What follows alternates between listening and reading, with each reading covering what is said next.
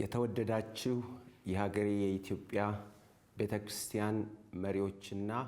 ምእመናን ሀገራችን ኢትዮጵያ የወንጌልን አደራ ከተቀበሉ በጣት ከሚቆጠሩ ሀገራት ተርታ የምትመደብ እንደመሆኗና በዘመን መጨረሻም የወንጌልን አደራ ለተቀረው የዓለም ሕዝብ እንድታደርስ እግዚአብሔር ከዘመናት በፊት ያየላት ሀገር እንደመሆኗ እግዚአብሔር በልዩ ትኩረት የሚያያት የተወደደች ሀገር ነች። ይሁንና ቤተክርስቲያን ይህንን የተጣለባትን አደራ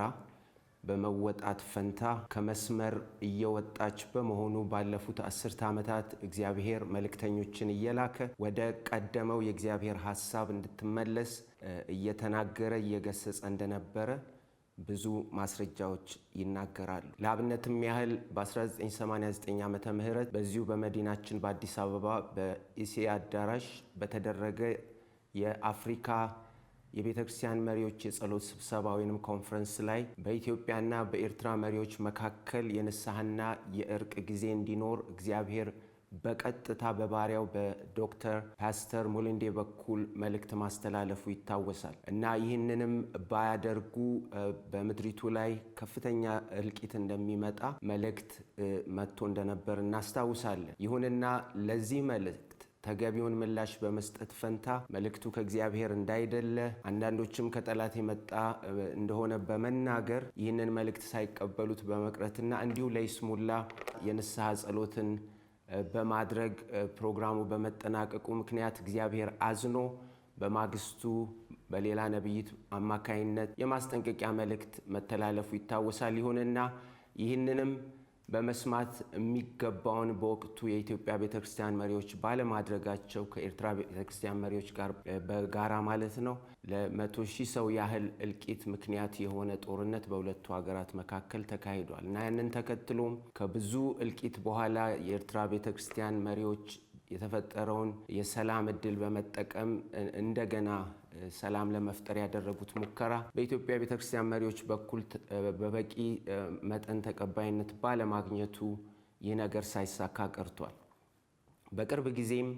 እንዲሁ እግዚአብሔር በ2010 ዓመተ ምህረት አካባቢ በወንድማችን በፓስተር ነገው ቦሰት አማካይነት አስቸኳይ የንስሐ ጥሪ ለኢትዮጵያ ቤተክርስቲያን መሪዎች መላኩ ይታወሳል እና ወንድማችን ይህንን መልእክት በጊዜው ለነበሩ የቤተክርስቲያን መሪዎች በተለያየ መንገድ ለማድረስ ቢሞክርም ያ የእግዚአብሔር ጥሪ